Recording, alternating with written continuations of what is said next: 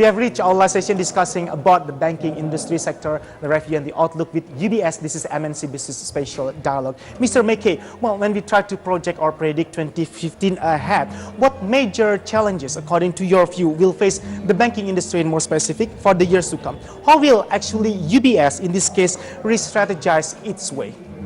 Thank you. I think predictions, as people say, are difficult, especially about the future, so I'm not going to venture anything specific. We continue to believe, we remain structurally very positive and enthusiastic about ASEAN, about Indonesia, for all the reasons we spoke about earlier. Our strategy remains unchanged. We have a one-bank approach with our wealth management, our investment banking, trying to find solutions for our clients in areas and industries which we think are growing strongly. And our strategy remains very intact and actually very well suited to what we see going on in the ASEAN market and in the Indonesian market.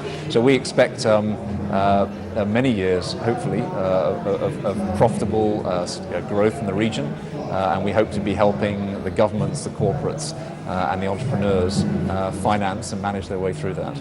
Specifically for Indonesia, to what level actually this Indonesia's banking sector could play its role as the country's main economic driver? Do you think that the banking sector here already play its role as the main economic driver for the nation? And how will UBS contribute in helping, assisting, and realizing it?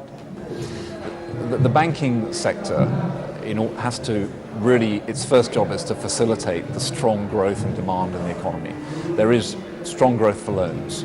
If anything, the loan growth has been slightly cooled off for the last few years. There's no doubt that the demand for loans and demand for banking services is high, driving the economy.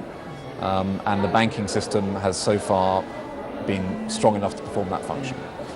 Whether banks can create additional growth above and beyond that, again, as we talked about earlier, does depend upon the deposit base growing and the banks being strong enough and in a financially strong enough position to start offering even higher rates of growth in loans.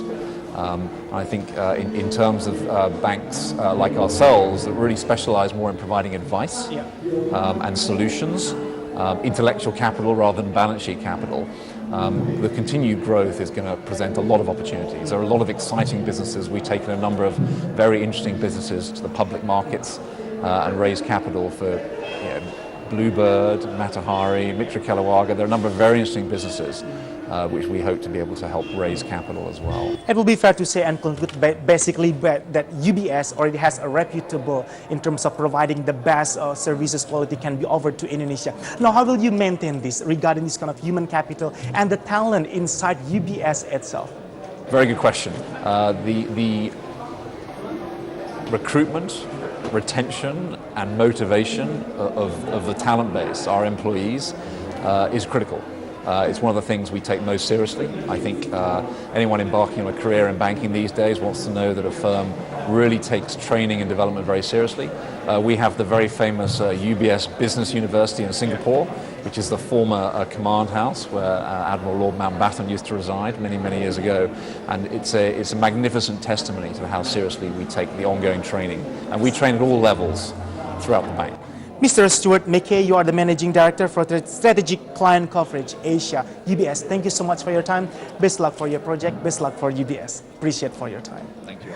And that was wrap our special dialogue with UBS. Make sure you always stay with us on MNC Business. Don't forget, we are the first business channel in Indonesia.